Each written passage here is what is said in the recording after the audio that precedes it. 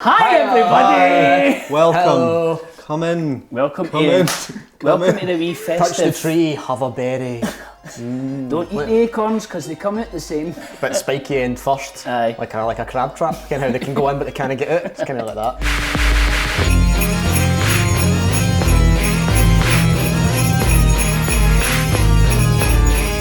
So it's Christmas.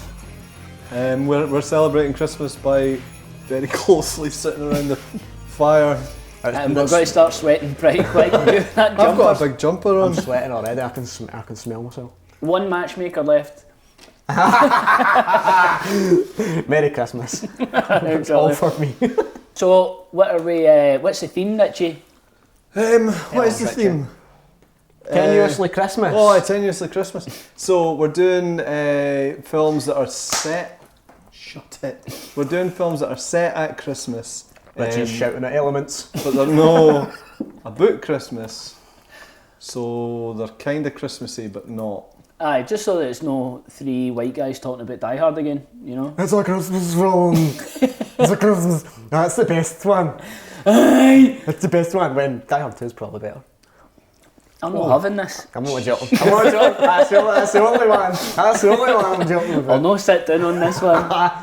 With a vengeance, maybe. Your dad's raging. Your dad's had one too many ports. He's had 5 snowballs and he's telling you that Rennie Harlan's better than John McTiernan. I forgot his surname. John Mix into the fire. I know, I was totally capped. It's like the caveman in me. If I see a fire, I'm like, take me. I was going to say we're dressed appropriately. Danny's in his jammies. That's Christmassy though, you know, and you know, I've at Christmas got time you wear your jammies all A the big time. jumper. Right. But it's also relevant to Oh, aye, one aye. of the Christmas films. Mm. So we're not going to start with that one though. We're going to start with.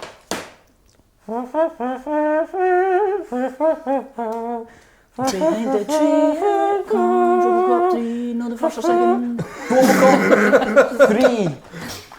RoboCop 2 was just an ordinary RoboCop 2, but then they gunned him down.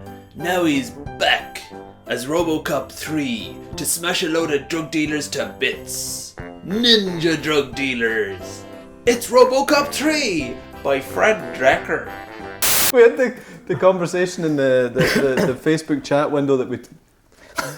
Your dad's talking about Facebook. We seek and destroy each single key. In the Facebook chat window, and I was like, right guys, what films are we going to choose? I'd already chosen mine, and Finlay was like, I'll do Kiss Kiss Bang Bang, and then he went, no wait, can I do RoboCop 3? And then Danny goes, I'm going to do Turbulence, and I was like, what is happening? At one point you were happy. This is not the Criterion Collection fun. We're going in deep. A place But- where we can't come back for. They're proper good video shop films, sorry, which are kind of perfect for Christmas, really. Aye, Absolutely. A good kind of, I've eaten too much and now I'm going to watch. I'm going to watch just something that's RoboCop going to hurt 3. me less. I'm just going to gouge in front of RoboCop 3 Aye. and ignore everybody. Did you like it when you first watched it? No. No. I remember watching it when I was wee and like, even though it was geared towards kids, I wasn't into it at all. I couldn't. And then it wasn't until last Christmas that I watched that again and was like, this is actually kind of amazing. So yeah, this just to start off, we're going to be talking very positively about RoboCop 3. Aye. Right, if you can't handle that, shut it and watch this, and then it might make you do a 360, then a 180, just to fuck with your brain. But actually, like RoboCop 3 it's notorious, isn't it? It's one of those. It's one of the ones that people automatically just go, no, it's fucking shite, and they've not seen it in like 16 years. Jetpack! No, I mean, Which I yeah, done last year. Like I was like, RoboCop is pish, man. totally. That was pretty much like a recital of what I was like about 2 years ago before I actually got back into it. Aye. But it's We're not judging you if you think it's shite. Just, I will. I mean, if you've watched it recently and you think it's shite, then we are. That's fine. But if you're like, isn't RoboCop 3 a load of shite? No, Well, yeah, exactly. So, we're here to sell you it. to guide you. aye. I think a Guide you big through problem with Delta City. RoboCop 3 for like folk running about our age is like That's when how you start talking positively about RoboCop 3. I think the big problem with RoboCop 3 is... people's perception of RoboCop 3. I mean, is it came out round about. It's like when Power Rangers came out when I was a wee guy. Like I was just past that precipice. You know, I was like, that's for Wayne's. This isn't for me. And RoboCop 3 came out like round about the time where I was really cynical about everything. And I was a like, cynical 9-year-old. It's like, it's also.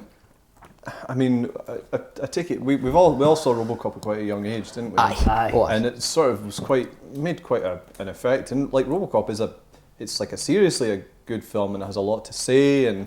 But that's why when you get to RoboCop 3, RoboCop 1 has kind of said everything that the RoboCop film has to say.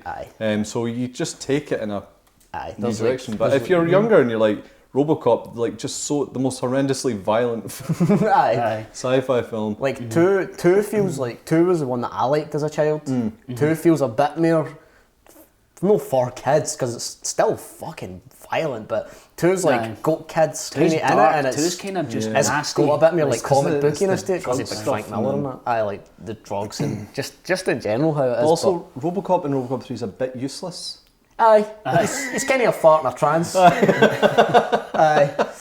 There's something like he's the legend that you meet and you're like, He spends quite a lot of it lying down or crawling or fucked. And he's gutties.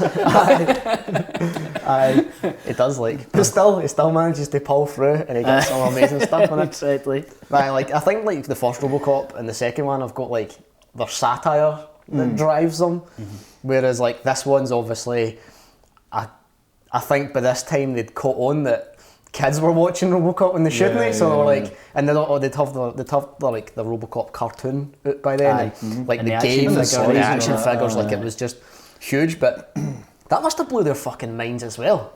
Like RoboCop, an 18, like hard, ultra violent film.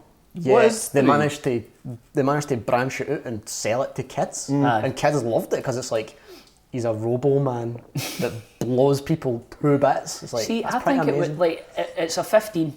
There's a wee bit of violence in there. There's a wee bit of swearing. It was just past age, and like it was the 90s, so you couldn't say bastard or shit as much. And there's a lot of shits going on in that film. So like, I think if it were a PG, then people would have had more of an idea about what to expect. But like because it crossed that line, it's a 15. People are under the impression, oh, maybe it's actually got, and it's not. But it's tenuously Christmas. It is tenuously Christmas. Like there's a few like in the like the underground lair. There's like Christmas trees, and they go to a diner. Well, a guy tries to hold up a diner. It's got Christmas stuff in it, but it doesn't really throw it in your face that it's Christmas. But there's like wee hints to it everywhere, and we like. That's kind of an interesting thing. I want something that I wanted to bring up. We can talk about it later with Turbulence as well. But the idea, like, why they throw Christmas into things like this? I think it might be a Shane Black connection, and I know that Dekker and Black have got like a lot in common and stuff like that. I know, of course, for RoboCop 3. So roommates in college. RoboCop 3, we should mention, was directed by Fred Dekker, who directed Night of the Creeps and Monster Squad, 2 of my all-time favourites. So, and I think I only saw Night of the Creeps a couple of months ago and Monster Squad about a year or so ago, and having seen those two, I think helps going into RoboCop 3. I think it'd be a lovely triple. It would be, yeah. It would be, and it's totally got that tone, like. But I think the other thing that hit me right away, because like. When I sat down to watch RoboCop 3, the only 2 things I remember about RoboCop 3 are the jetpack. Of course, that's the one. That's people say that's a reason why it's bad. RoboCop's got a jetpack. Did you say RoboCop? RoboCop. It's just a wee cop. I mean, fucking terrifying. Or just having a really good time. Like Baby's Day Out. Crawling along the plans of Delta City. But sitting down to watch it, like the first thing that struck me about it was just how like when you say films are comic booky, you have an idea, but this was like really. Aye. Like I was looking at bits and imagining panels. Aye. It's got that same thing as Predator 2. Aye. Like that Predator 2 kind of splash page actiony kind of stuff. Even the dialogue in it's no amazing, but you could imagine it as comic book dialogue just totally. Because of what it is. But that's when that hit me first, and then later I discovered that it was written by Frank Miller, which kind of made a bunch of sense. But the other thing with the comic book logic is I think a film like RoboCop 3 would be better received now, because one thing I think maybe allowed me to accept it a lot more as an adult is that I've been through the Marvel films. Mm-hmm. And whatever you have to say about the Marvel films are one thing, but they established a tone for comic book films, and they did it really, really well. Like they they managed to translate that Marvel thing without it being too pretentious, but without it being too silly. It was like but it had the comic silliness in it. And like watching RoboCop 3, there was a lot of that going on. Yeah, with like the scene particularly, one of my favourite scenes in RoboCop 3, when he shoots the gun.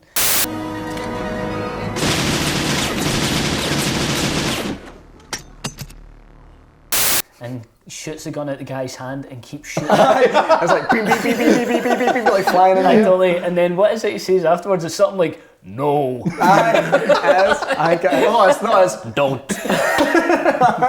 That's like I was ending myself watching that. It is like there is bits of it that's proper like fist bumping bits. Like see the bit where he rescues Lewis for the spider punks at the start. Aye. It's like he takes his arm off, loads on his machine gun arm, drives off the top of a multi-story, lands, blows a hole in his own ceiling of the car, stands up and just shoots bad guys. You're like, that is absolutely amazing. I can't fault that. Well, and that's like half an hour or something in as well. You've not even seen RoboCop yet, and he just fucking does that amazing movie. And you're like, and then he comes out and it's no Peter Weller. You're like, oof, they've compensated. That's how you do it.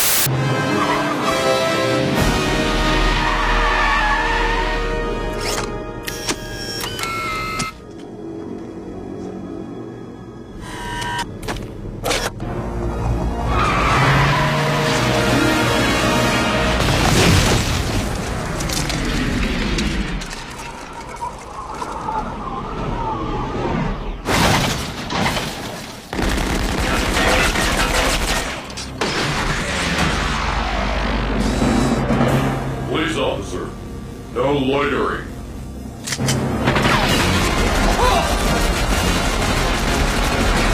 I think a big divisive part of the film for I think anybody watching it that's maybe like, I don't know if I like this or not, is right at the start where a wee lassie makes Ed 209 her own puppy. Oh yeah, loyal as a puppy. Aye, loyal as a puppy. And aye, like I was watching it with a few mates a few months ago, and like after that scene, everybody was just like clocked it. It's cause like it's tough watching that film in a room full of folk that just aren't into it. It's like cause it is kind of like she is kind of the protagonist as well, so it's like a child. So a lot of people are like, nah, it's kids pish. But that moment totally has a reason as well. Like all the daft stuff has a reason. Man.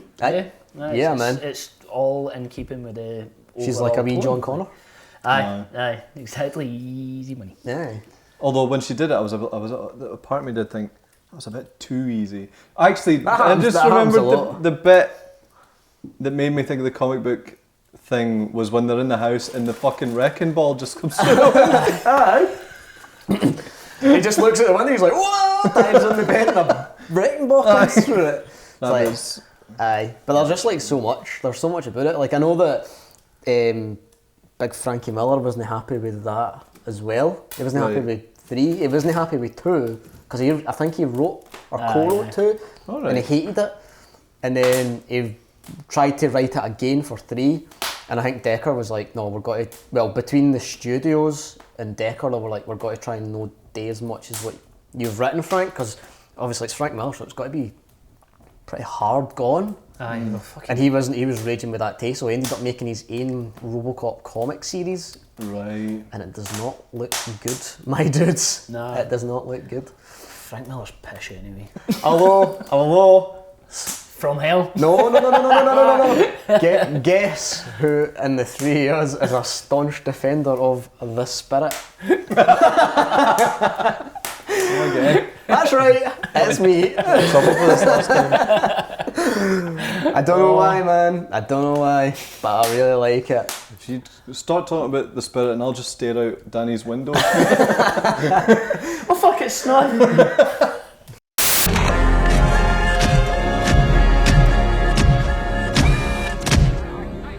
Where is McDaggett? Room 212. Thank you. I hope you are insured.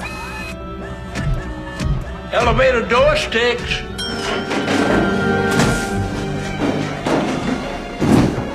Aye, 3 I think is more successful at what it sets out to do, 2 isn't it? Aye. And like for 3 to get such a bad rap, it annoys me. I think like there's some, like when I was watching it, I was like, how intentional it, like when he shoots the gun at the guy's hand and keeps it going in the air and don't, like that, I was like, how intentionally funny was that? But it doesn't matter, it was entertaining. Yeah, again, like the I thing, mean, like, you wouldn't write a scene like that and it'd be... the thing that like people forget as well is like, it kind of goes against it because people obviously, as you were saying, think about the jetpack, but people are always like, it's RoboCop versus ninjas. It's like, aye, robot ninjas. Or robo ninjas.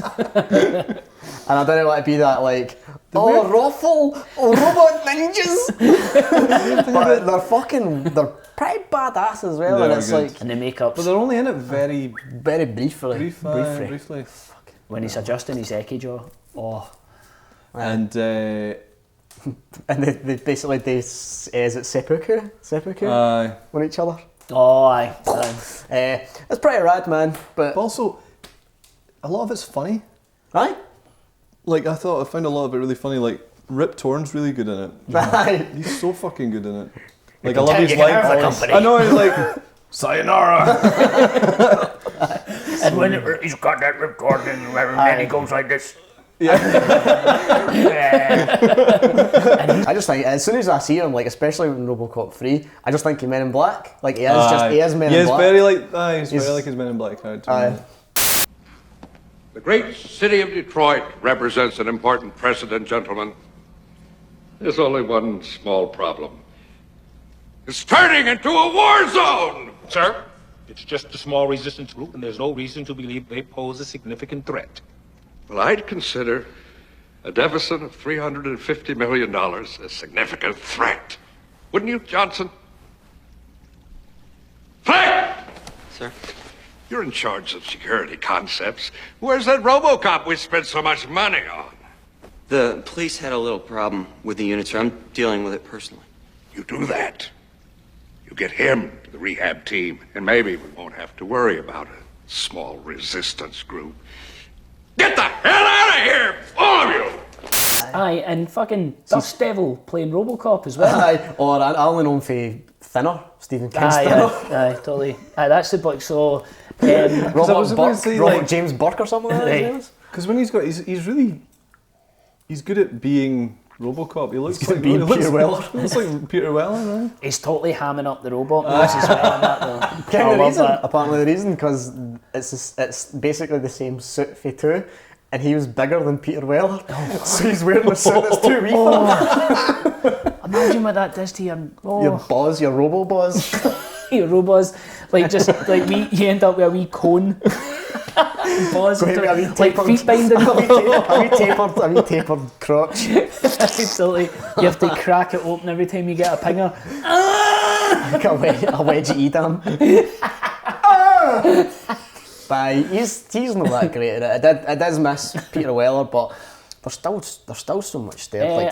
He had commitments to do Naked Lunch at the time, because this was shot in '91, but it was meant to come out then, obviously. But Orion went under and then bankrupt. He went bankrupt. Christ, What was it that made it go bankrupt then? RoboCop 3. I don't know. I reckon it was just bad budgeting decisions. So they went under. Yeah, okay. Yeah, They did end up. They're back now, but they did end up making a film later on in the 90s. But I can't remember what it is, because I mind watching one and it was like for about 98 or 7, and the Orion logo was there. Right. And I was like, well, I thought they died, but maybe that was just like a distribution Like thing as Dizzy opposed to a Duck on studio there, thing. Quite an interesting. Like, I'd love an Orion t-shirt. If anybody out there can source Aye. me an Orion t-shirt, that would be fucking amazing. But aye, plus like the thing that you'll notice with RoboCop 3 is the soundtrack is better than 2 because it's Basil Pouladouris that's doing it again, as opposed to Leonard Roseman who done the second one, who also done. That's right, Star Trek 4. Oh, here that makes sense. Star Trek 4's... That makes a lot of sense, because the Star Trek 4 soundtrack sounds quite like the No, it sounds like the RoboCop 2 soundtrack. Mm-hmm. Same guy. Aye, right. Aye. Star Trek 4's got Market Street on it, eh?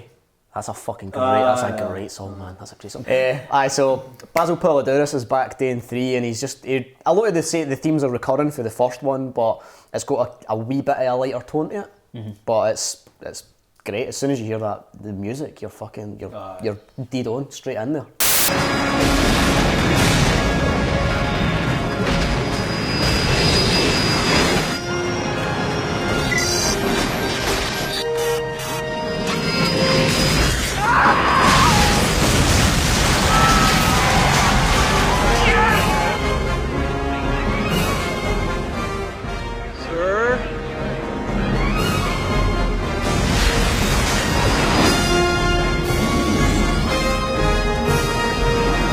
It's an adjustment to adjust yourself into no enjoying RoboCop 3, because I think you will. It's just you've got to adjust to no Peter Weller. It's no all about RoboCop. It's mainly about like corporatism and like underground sort of resistances and like gentrification. They go along with like gentrification and stuff like that. Like there is themes in there, but I know that when Dekker was making it, he said himself it was like. The first RoboCop film says everything it needed to say about RoboCop. Nice, it's what's like the point in doing it? We can only make one that speaks about what we think about like the current climate of the world, like in terms of doing deals with like overseas businesses and all that at the time. Like obviously they're working with Japanese corporations and they're sending their guys to regulate the American guys because they didn't trust them, etc., etc. So. There's an interesting podcast, the Projection Booth one, about Night of the Creeps, where they interview Fred Dekker, and he talks a wee bit about RoboCop 3, and there's some good chat on there. It's worth checking out. It's got some like pretty nice stuff in it. Like they shoot it at the church. It's pretty cool. Plus, spoiler alert, Lewis dies. Aye. But like even that scene where she dies. The way it's framed and the way it kind of just draws back a wee bit, it's like she's lying on the altar of a church and he's sitting like cradling her, and when she dies he like looks down and then the camera just like stays on them but pulls back a wee bit, and it looks so good, man. It's like RoboCop next to all this like religious iconography. You're like, man, that's fucking... It's a nice wee saying back to him being so Jesus and Robo one. Like, I wonder if that was deliberate, but like, I called that as well. So I wonder if that was what they were after. Officer down.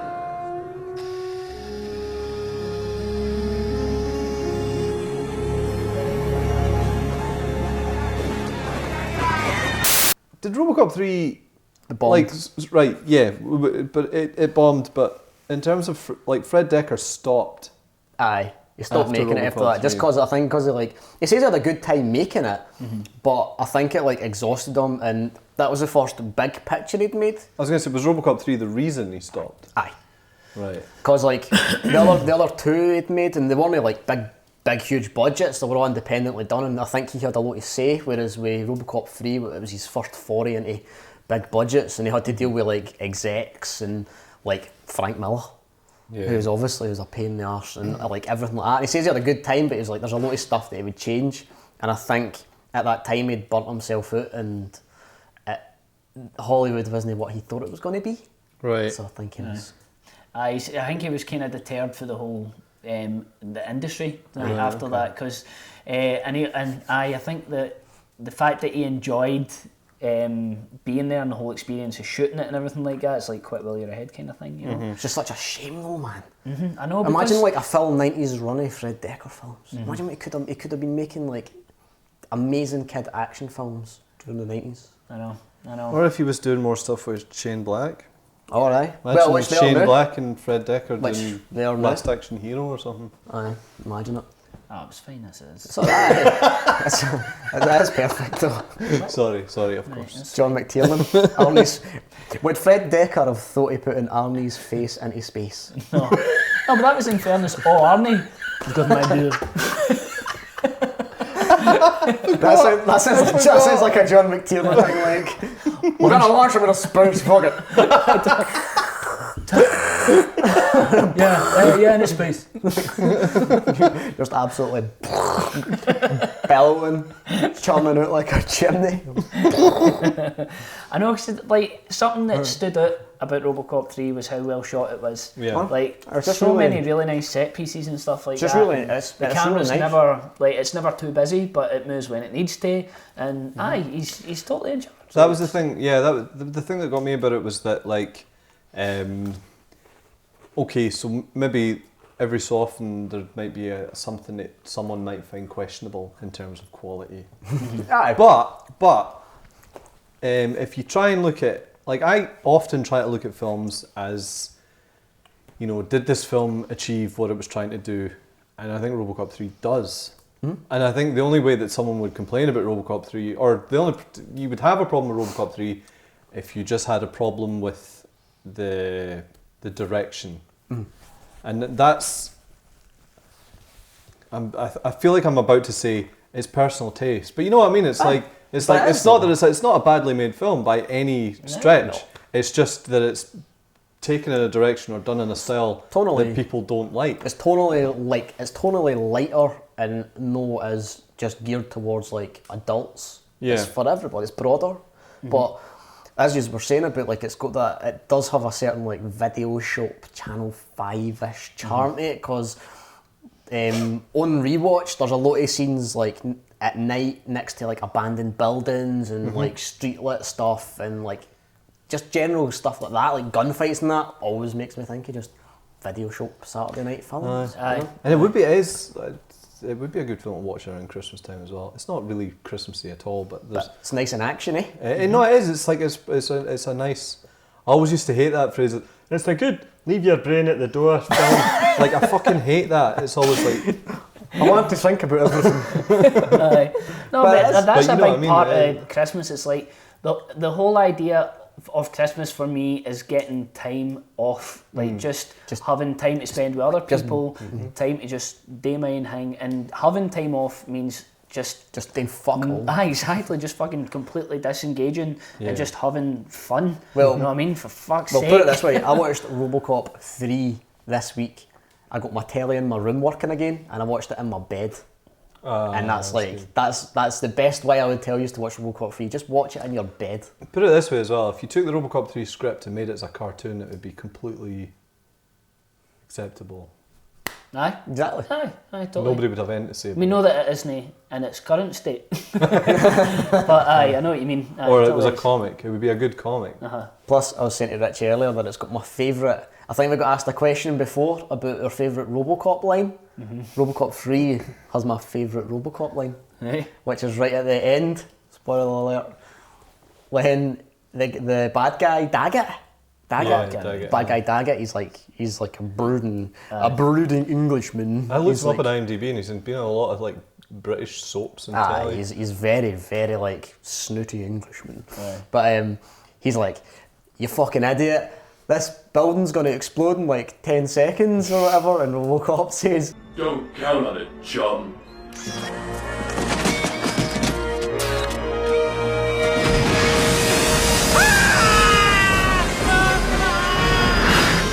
Hang on.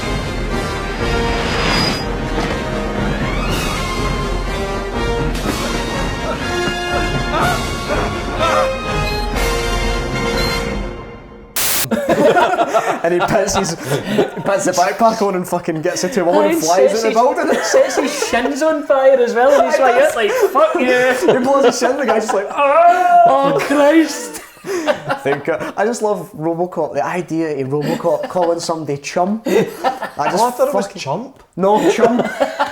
Think again, chum, because he's ripping him because he's English. How good is that? Think again, chum. I think my favourite How good is that?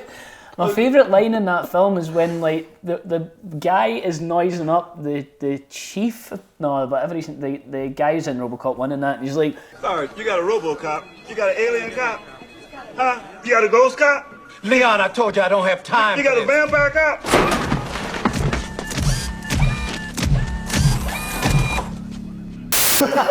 he's like, I don't have time for this, Larry.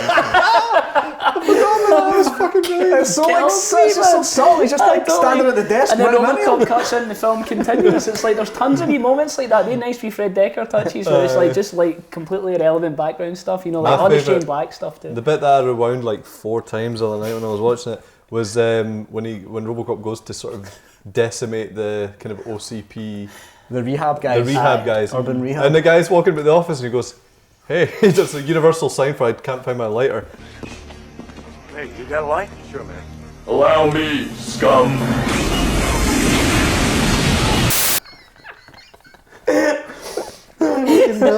So good. Yeah. It was amazing. Oh, there's the other Christmas connection. Shane Black's actually in it. Aye. Which I never noticed even rewatching it last year. It wasn't until the day when I was watching it, I was like, holy fuck, there he's there. I was like, that's Shane Black. And I seen him in the diner and I was like, hey! And then it gets like to the bit with the spider punks and he's like kicking about shooting a gun and I was like, this laddie loves Christmas. I know. This laddie really can't get enough of Christmas, man. I tweeted earlier saying, like, on the video Namaste thing, saying, does anybody love Christmas more than Shane Black? I would love to see his house at Christmas. I bet it's amazing. I know, it's like the deck's up at fucking October 10th. Shane, mate. It's too early. Because, like, that's even planes landed on his house. Because that's like even Last Boy Scouts Christmas Day, isn't it? Aye, every one of the films, like Iron Man 3 even. Iron Man 3 as well, aye. Fuck, like, the lot of them. I can't help it. Like, there was an interview with him about it and he explains why. I'll source it and put it out in our feed like when this episode goes out, but there's a good interview explaining, he talks a bit about like why he focuses on Christmas a lot all the time and stuff like that. It's interesting. But that's also why I'm excited for the future, because Fred Dekker and Shane Black are co-writing and co-directing. They've not decided the new Predator film, so that basically means there's probably got to be a Predator film set at Christmas. Of course, yes. Which sounds so good. And there's got to be a Wayne protagonist at one point as well. Like, how the fuck is that going to work? Aye. So that's going to be amazing. So I'm fully into that. Imagine a child. Your move, pussy face. You move, pussy face. Or maybe it'll be a nice return for. You want some candy? Puts a bit of dynamite in his head, then kicks him in the dick and fucks off. So if you want to watch RoboCop 3, how do you do it? Because you can't. I don't think you can buy it on its own. I've never seen it on its own. I don't think I've seen it on its own. You can get it as part of like the DVD trilogy, which if you go on Amazon new and used, you'll probably get it for like 90 pence for all 3 of them. CEX sells it for about £3, I think. You know what I mean? So it's widely available, and I imagine you know somebody that's got it to it's get on it. Netflix UK though now as well. Oh, is it? Well, there you go then. It's on Netflix. I don't know if it will still be like when this goes out, but I'm sure I have seen it on it. So, but no, it's well worth watching. There's no like special features out about it, which kind of fucking sucks because I'd like to see more about it, and it's hard. Dekker was missing off the face of the earth for years. It was only until I think when they released the Monster Squad anniversary DVD that he started coming back for screenings and coming back for like special features and things like that. So and News Name podcasts, as you were saying. So it'd be nice to get just there must be old Orion behind the scenes stuff for RoboCop 3. I can't imagine they would have shot RoboCop 3 and not had any special features. So it'd be cool if they came out. That's the thing, like every previous Fred Dekker film has had that, you know, there it is. There we go. But it's not even as if RoboCop 3 has any kind of cult status, it's universally hated. Although the game's pretty good. I've got the game for the Sega. And your boy that plays RoboCop in RoboCop 3 is the guy who voices RoboCop in RoboCop vs Terminator. That was a lot of RoboCops. There you go. Nicely done. Have you got anything to say about the RoboCop TV films? I know you watched them recently. Is it the RoboCop, the future of law enforcement? No, RoboCop Prime Directives. Is that right? Okay, what's the one with G-Pack? Are they weird? I know there was a TV series. There is a TV series, and then Prime Directives is a TV series, kinda. Is that too off-putting in it? No, it's fine. RoboCop, like Prime Directives is kinda a TV series, but they're packaged and sold as individual films. Right. But they're made for TV films. They're rotten, like. They're rotten, like I can barely mind much of them, apart from all your like vaporwave aesthetic boys would probably find stuff in it to enjoy. My only memory of the RoboCop TV series, because I think it was on ITV on a Saturday afternoon. Sorry. Every episode he would get fucked up and then come back stronger. Yeah. So which made me think that by the end of the series he must have been like... I know, the only way that a different person. The only way that you're about to talk about it's like Short Circuit 2, he comes back like gold RoboCop. You know what I mean? They do that in RoboCop. RoboCop 2, I feel alive. We're roguing it here today for Keyword Roundup. He's ready. He's ready for Keyword Roundup. I'm really looking forward to this one. Aye. Here's Keyword Roundup for RoboCop 3. That's where we take the top 10 keywords for the RoboCop 3 IMDb page and read them out to you. You ready? 1. Humanoid cyborg. 2. Hotel fight. 3. Punk. 4. Kendo. 5. Stabbed with a bayonet. 6. Neck breaking. 7. Surprise ending. 8. Social commentary. 9. Shootout in church. 10. PG-13 sequel to R-rated franchise. So good. Rip. So we're all... Rip. What's this? I think it gets called that in the house. Rip tone. Rip! Rip your dinner's out. Rip, it's the mortgage company on the phone. They're not taking me serious. Can you not just say Richard? But it's Rip. No, my name's Rip. Rip. Have a salty dog, you pussy. Rip Torn. You know what I mean? Rip Torn. It's fucking... Rip, how many times have I got to tell you? Check the toilet after you've flushed it. Disgusting. Rip, you're nothing. Disgusting. R.I.P. Rip. Is he dead now? Is he dead? He died a few years ago. Did he? R.I.P. Rip. I was going to see if it's an official on Twitter. See if we could just tweet him. Retweet for the boys, Rip.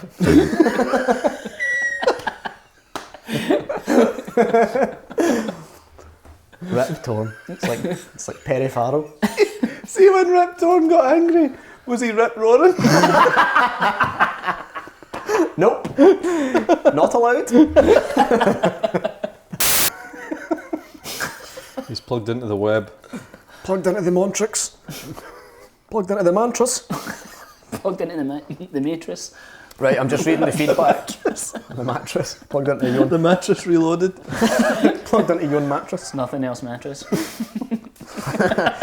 Right, I'm just reading these just straight for the video Namaste feed. I'm reading these raw. Yeah, baby, you like it raw. Reading these raw, baby. You went vaudeville there, man. Raw. Oh, baby, I like it raw. Oh, dirty bastard. You little bastard.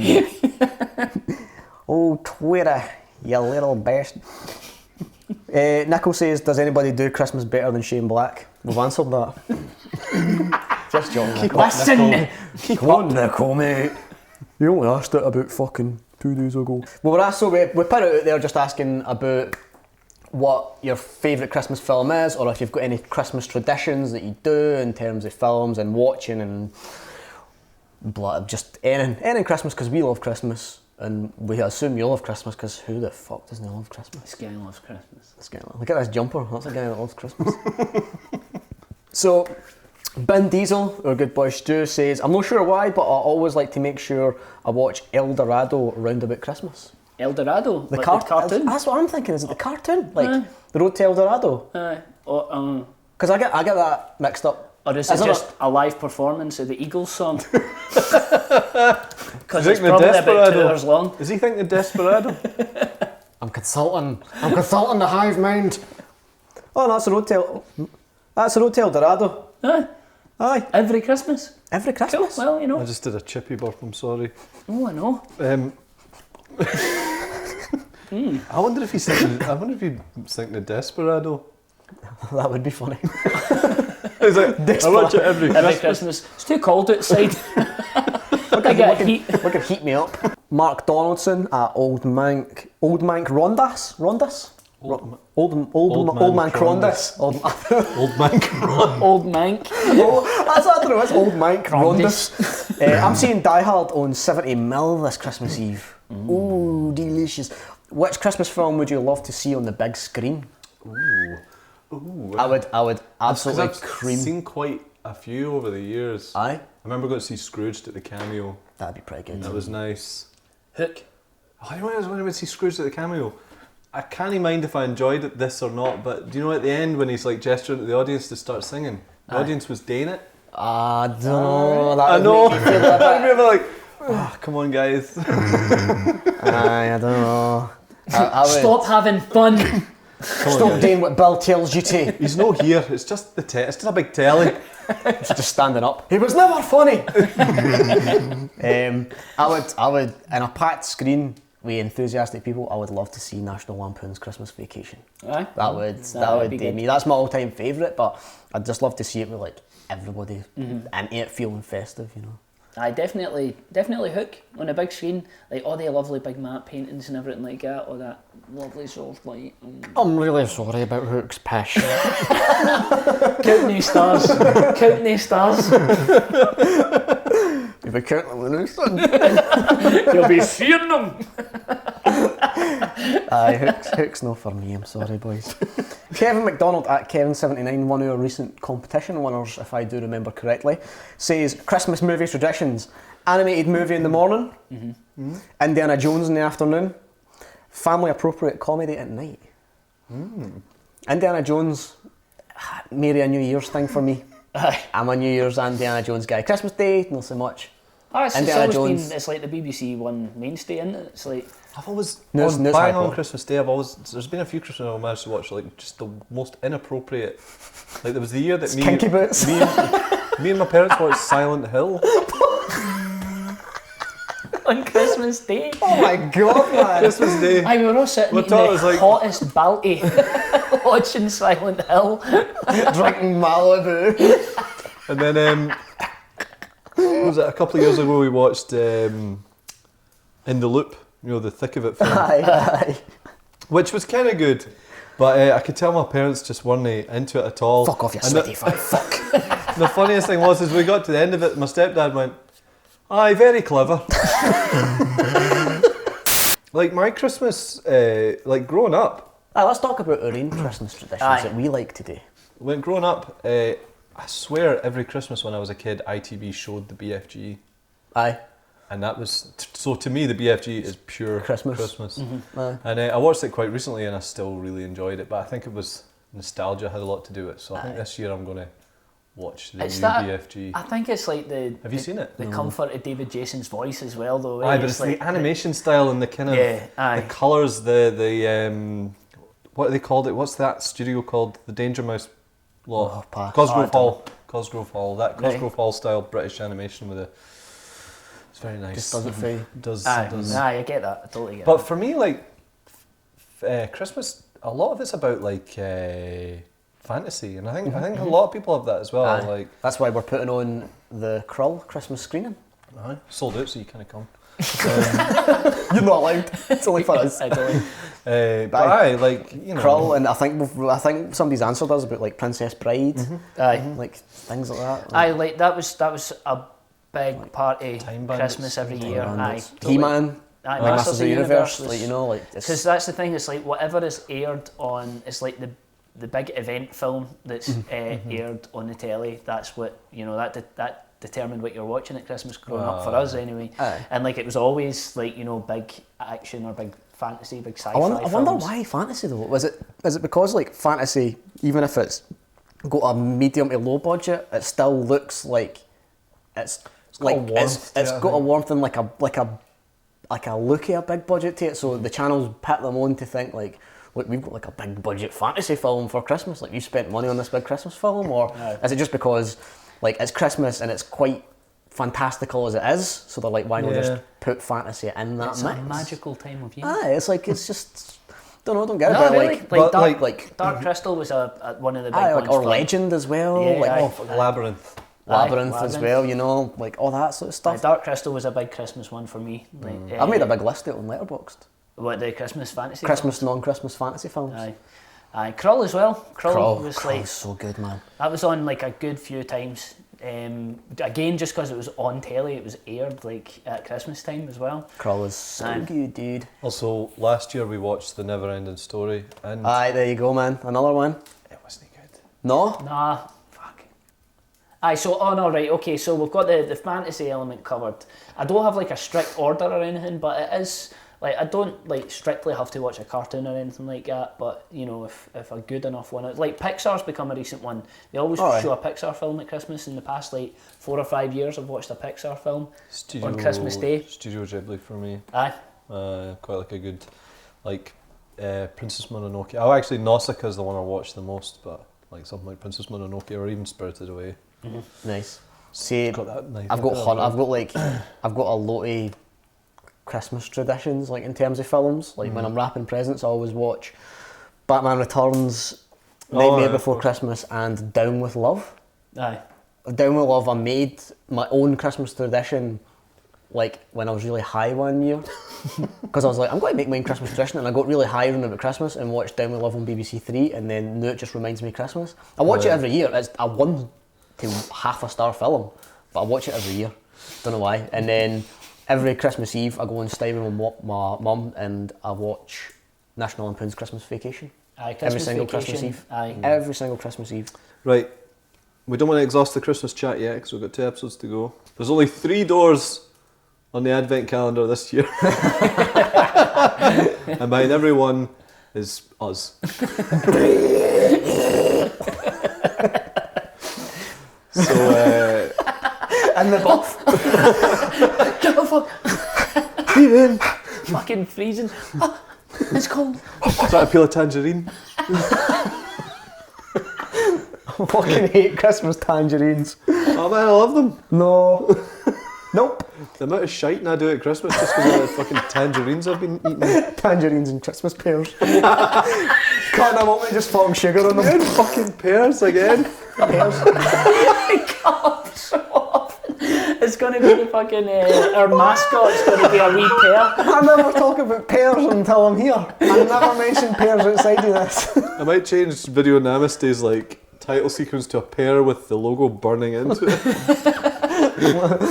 Blowtorch that, like a stencil. A flambéed pear. So we've got 2 episodes to go before Christmas. And so yeah, that'll be next week. Episode 2 will be next week. It where will be we'll be next week. talking about Brazil. La da da da da da da. And we'll be tackling some more of your feedback. But if you want to find us on Twitter, come see us, come talk to us. Give us your Christmas chat. Give us your Christmas sneer. There's no Powers my batteries.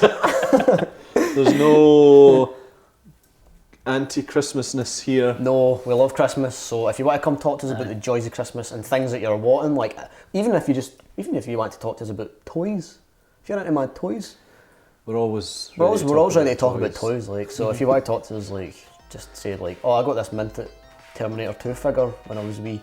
Tell us, because that keeps my fire burning. It's like the last day of school when everybody brings in their toys. Oh yeah, if you want to do that, we're on. Bye. We're on Twitter. Goodbye.